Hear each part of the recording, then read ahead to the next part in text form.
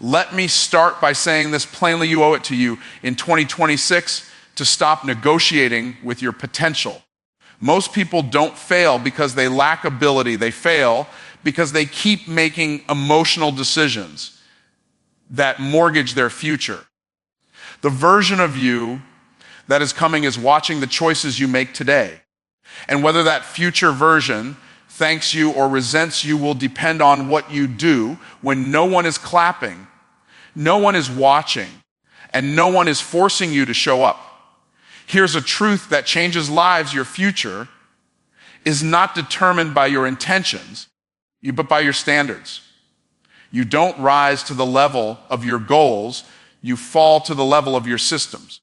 If you keep waking up in 2025 doing what feels comfortable, you are stealing from the person you are supposed to become in 2026. Comfort is expensive, discipline is cheaper, and delayed discipline always turns into compounded regret.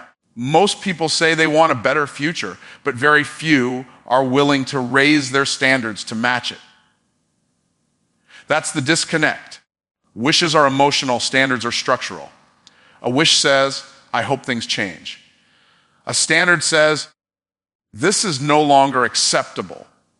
And here's the hard truth: your life will never consistently rise above the standards you set for yourself. You don't drift into excellence, you decide into it. If nothing in your daily life is enforced, nothing in your future will be guaranteed. A standard is a boundary you refuse to cross even when no one is watching. It's the line that says, I don't do that anymore, not because it feels good, but because it costs too much. Too many people are loyal to comfort and disloyal to their future. They keep negotiating with habits that are quietly robbing them. And every time you lower your standards to match your mood, you push your breakthrough further away. Your future doesn't respond to motivation, it responds to enforcement. Think about this: you already live by standards in some areas. You don't debate brushing your teeth. You don't question stopping at a red light. You don't negotiate those behaviors because the standard is already set. The problem is, in the areas that matter most, discipline, focus, growth, execution, you keep leaving room for excuses. And excuses are expensive. They don't cost you today, they cost you tomorrow. Whatever you allow repeatedly becomes permanent eventually. Here's a hook you need to hear. Your current results are not a reflection of your potential. They are a reflection of your standards. If your income is inconsistent, your standard for preparation is probably low. If your progress is slow, your standard for focus is likely weak. If your confidence is shaky, your standard for follow-through needs to be raised. This isn't condemnation, it's clarity. Because once you understand this, you stop praying for outcomes and start upgrading systems. Raising your standards will make you uncomfortable at first. That's how you know it's working. When you decide, I wake up early no matter how I feel, or I finish what I start, or I don't skip commitments to myself, your emotions will protest. They always do. But emotions are followers, not leaders. If you let feelings set your standards, your future will stay fragile. Strong futures are built on non-negotiables. A higher standard doesn't mean perfection, it means consistency. It means you no longer ask, do I feel like it? You ask, what does the standard require? That shift alone separates amateurs from professionals. Professionals don't rely on inspiration, they rely on structure. They understand that discipline today creates freedom tomorrow. And freedom is not free, it's prepaid by standards. Another hook, the reason your future feels heavy, is because your standards are light. When you raise the bar, life gets simpler, not harder. Decisions become clearer. Distractions lose power. Excuses stop sounding reasonable. You no longer argue with yourself because the rule is already set. Standards eliminate debate, and debate is where momentum goes to die. If you want a different version of yourself to show up in the future, you must demand a different version of behavior now. Not occasionally, not when it's convenient, daily, quietly, relentlessly. Because the person you are becoming is being trained by what you tolerate. And the most dangerous thing you can do is hope your future will be better while keeping your standards the same. Discipline is not about restriction, it is about respect. And the highest form of self-respect is doing what needs to be done long after the excitement is gone. Most people misunderstand discipline. They see it as punishment, pressure, or pain. But discipline is actually a declaration. It is you saying, my future matters more than my comfort. Every disciplined decision is a quiet vote for the person you are becoming, even when no one is there to applaud. Here's a hook you need to sit with. You don't lack motivation. You lack a disciplined relationship with yourself. Motivation comes and goes. Discipline stays. Motivation is emotional. Discipline is intentional. If your life only moves forward when you feel inspired, your progress will always be fragile. Feelings are inconsistent, but discipline creates consistency. And consistency is what compounds into success. Self-respect shows up when you keep promises to yourself. Most people would never break a promise to someone they admire, yet they routinely break promises to themselves.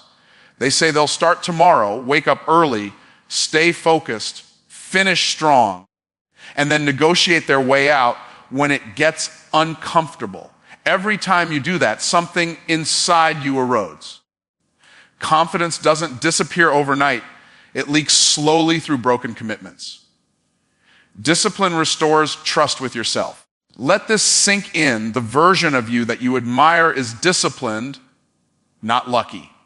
They don't have better circumstances. They have better standards of execution. They show up when it's boring. They work when it's quiet. They practice when no one is watching. Discipline is what bridges the gap between vision and reality. Without it, vision becomes frustration. Discipline is choosing long-term gain over short-term relief. Relief feels good now, but costs you later. Discipline feels uncomfortable now, but pays you back with interest. That's why so many people avoid it. They keep choosing what feels good instead of what works. But life doesn't reward what feels good, it rewards what's effective. Comfort is addictive, and discipline is the cure. Another hook. Every area of your life that lacks discipline will eventually create stress. Financial stress comes from undisciplined spending. Physical stress comes from undisciplined habits. Mental stress comes from undisciplined thinking. Discipline is preventative. It handles problems early before they become emergencies. What you avoid today, you will pay for tomorrow, often with interest. Understand this clearly. Discipline is not about doing everything. It's about doing the right things consistently. You don't need more tasks, you need tighter execution. When discipline is in place, your energy increases, not decreases. Chaos is exhausting. Structure is freeing. A disciplined life removes unnecessary decisions and unnecessary drama. It creates momentum, clarity, and confidence. Discipline also changes how you see yourself. When you consistently do hard things, your self-image rises. You stop asking, can I do this? And start knowing, I do what I say I will do. That identity shift is powerful. You don't rise because life gets easier. You rise because you get stronger. Discipline builds that strength quietly, daily, and relentlessly. And here's the uncomfortable truth. No one is coming to discipline you into the life you want. No one will wake you up, focus your mind, manage your time, or protect your future. That responsibility is yours. The moment you accept that, you stop waiting and start building. Discipline is self-leadership in action. If you truly respect yourself, your habits will prove it. Not your words, not your intentions, Discipline is visible. It shows up in your calendar, your routines, your follow-through. And the more disciplined you become, the less you need external motivation, because momentum becomes your motivation. Your life will always move in the direction of the identity you hold, not the goals you announce. That's why so many people set big goals and still live small lives. Goals are external targets, but identity is an internal compass. And here's the hook: you will never consistently outperform the way you see yourself. Your behavior is loyal to your self-image. If you see yourself as inconsistent, you will find reasons to stop. If you see yourself as disciplined, you will find ways to finish. Identity answers one critical question every day: who am I? And once that question is answered, behavior follows automatically. You don't wake up each morning deciding whether to act like yourself. You just do. That's why real change doesn't start with tactics. It starts with self-definition. When you try to change behavior without upgrading identity, you create internal resistance. But when identity shifts, habits realign naturally. Here's another hook you need to hear clearly: your habits are not random. They are evidence of what you believe about yourself. If you procrastinate, it's not because you're lazy. It's because somewhere inside you've accepted a story that says, I work better under pressure, or I'm not that kind of person. Stories shape standards, and standards shape actions. Change the story, and the actions lose their excuse. People often ask how to become confident, focused, or consistent. The answer is simpler than they expect. Start acting like that person before you feel like that person. Identity is reinforced by action. When you do the work, even imperfectly, your mind updates its belief about who you are. Confidence is not built by thinking. It's built by evidence. Every completed task, every followed through commitment, every disciplined choice becomes proof that reshapes your identity. Identity also determines what you tolerate. When you identify as a finisher, quitting becomes uncomfortable. When you identify as disciplined, excuses feel out of place. When you identify as focused, distractions lose their appeal.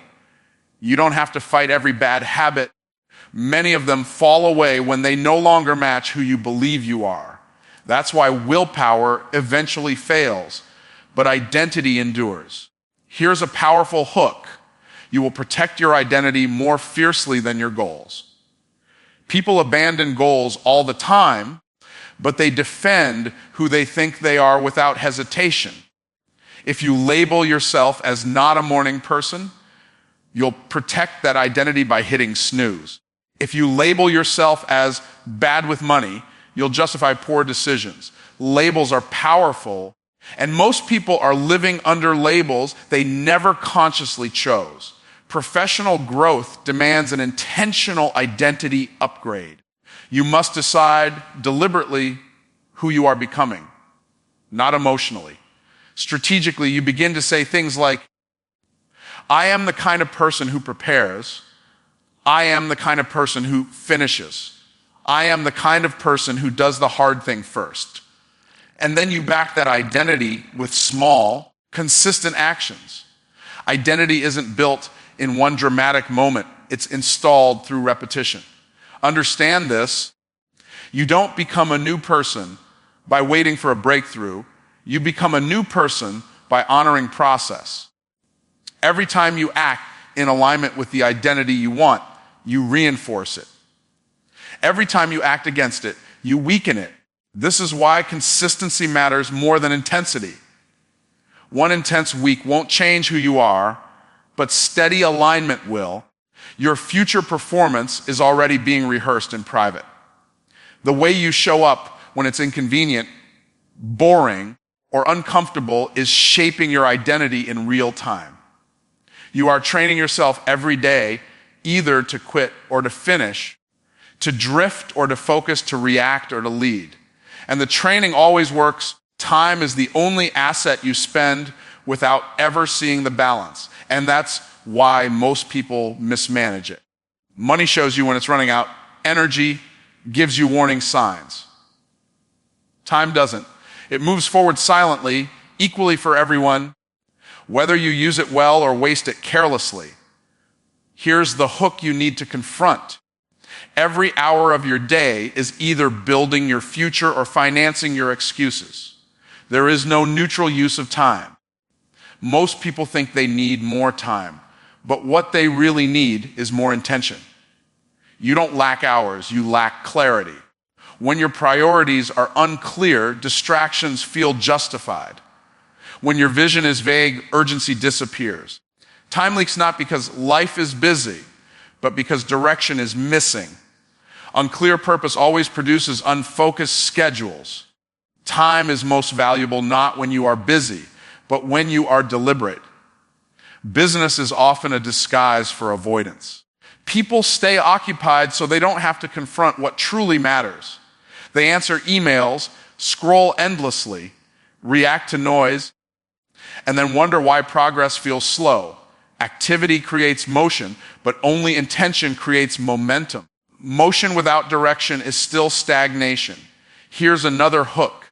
Your calendar reveals your priorities more honestly than your words ever will. What you schedule gets done. What you leave open gets neglected. If growth, learning, planning, or execution are not assigned time, they will be replaced by urgency and interruption. Time does not respond to desire, it responds to structure. Professionals don't find time, they allocate it. When you treat time casually, life becomes expensive. Stress, regret, and missed opportunities are the hidden costs of poor time stewardship. But when you respect time, life becomes simpler. Decisions get clearer. Focus sharpens. Progress accelerates. Time, when invested intentionally, compounds just like money.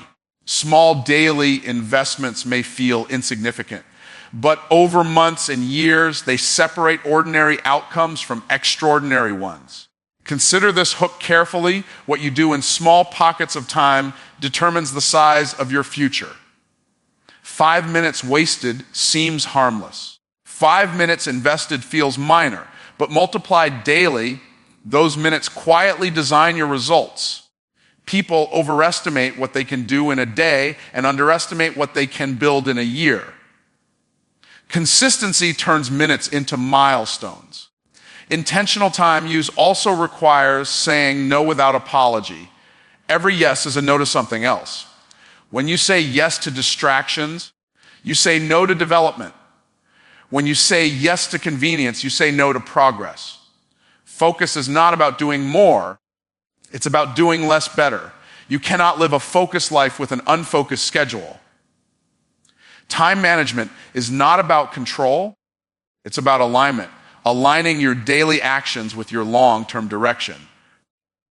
Aligning effort with impact. Aligning discipline with destiny. When alignment is missing, time feels heavy. When alignment is present, time feels purposeful.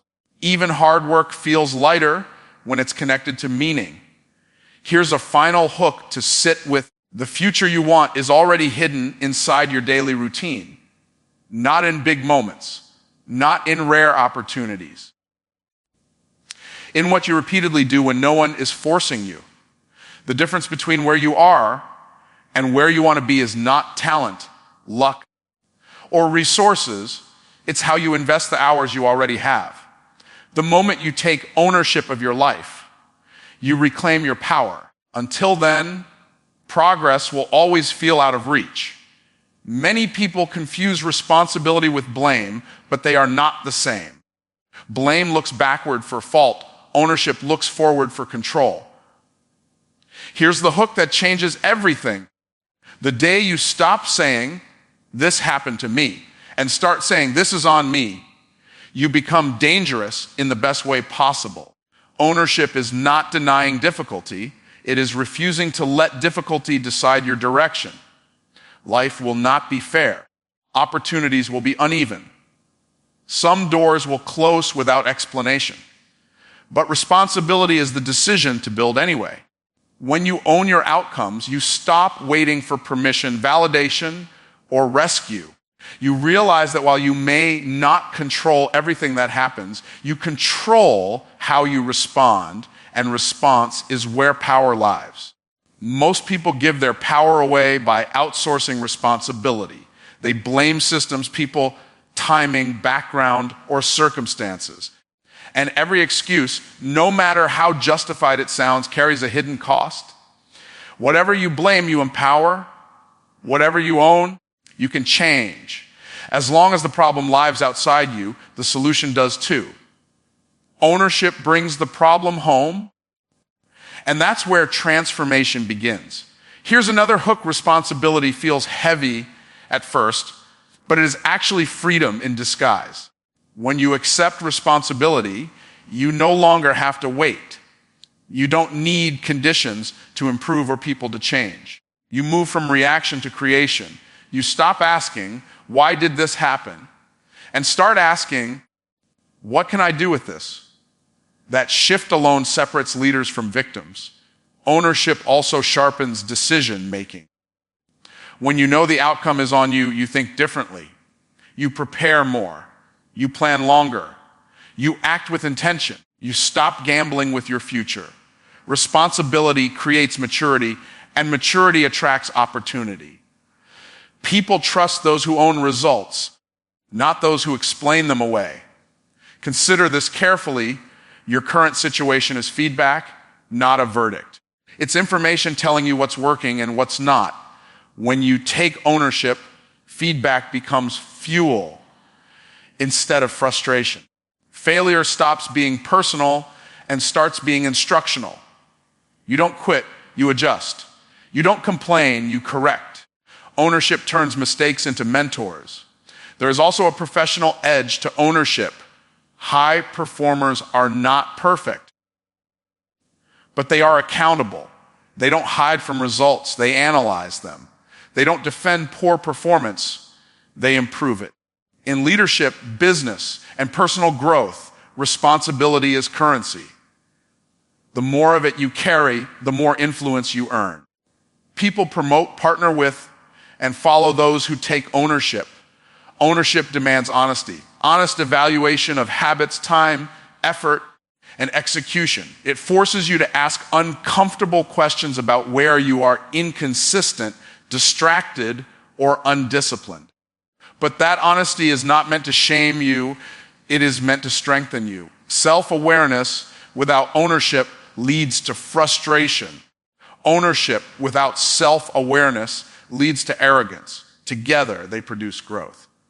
Here's a final hook worth reflecting on. No one is coming to save you, but that's not bad news. It's empowering. Because if no one is coming, it means the responsibility is yours. And if the responsibility is yours, the power is too. You don't need a new situation, you need a new stance. When you stand in ownership, you stand in authority. Faith is powerful, but faith without structure produces frustration. Many people believe deeply, pray consistently, and speak positively, yet remain stuck. Not because faith failed, but because execution was missing. Here's the hook that reframes everything. Faith opens doors, but structure keeps them open. Vision alone is not enough. Belief initiates, but systems sustain. Faith shows you what is possible. Structure shows you what is practical. When faith is not partnered with disciplined action, it becomes emotional optimism. Hope feels good, but it doesn't build results by itself. Results are built when belief is translated into behavior. What you believe must eventually show up in what you do, or belief becomes theory instead of transformation. Many people are waiting for divine intervention while ignoring personal responsibility. But opportunity is rarely dramatic. It is often quiet, inconvenient, and disguised as work. Faith gives you access, but execution gives you outcomes. Prayer clarifies direction, but preparation determines readiness. You can believe for a breakthrough and still miss it if you are unprepared to handle it. Structure is the bridge between intention and impact. It answers practical questions faith does not automatically solve. When will you work? How will you measure progress? What habits will support consistency? Without structure, effort becomes random and energy gets wasted. With structure, even small actions compound. Systems remove guesswork and replace it with reliability. Here's another hook: God provides opportunity, but he expects stewardship. Stewardship means managing time, talent, and resources with discipline. It means honoring the opportunity by showing up prepared. When structure is missing, opportunity becomes overwhelming instead of empowering. People don't fail because they lack faith. They fail because they lack systems that support obedience. Execution is faith in motion. It is the evidence that belief is alive. When you consistently take action aligned with your vision, confidence grows, not because circumstances change, but because competence does. Execution builds credibility with yourself. You stop doubting what you can do because you've seen yourself do the work repeatedly. Structure also protects focus. Without it, distractions decide your day. With it, priorities are pre-decided. You no longer ask, what should I do today? Because the system already knows. This reduces fatigue and increases follow through. Chaos drains energy. Order multiplies it. That's why structured people appear more motivated. They're not spending energy deciding. They're spending it executing. Here's a powerful hook: miracles may start things, but mastery sustains them. Mastery comes from repetition, refinement, and review. These are structured processes, not emotional moments. Success that lasts is rarely sudden. It is systematic. And systems reward those who respect them. Structure does not limit faith, it amplifies it. It creates space for creativity, growth, and expansion. When the foundation is solid, you can build higher. When the system is clear, progress becomes predictable. This is not about rigid control, it is about intentional alignment.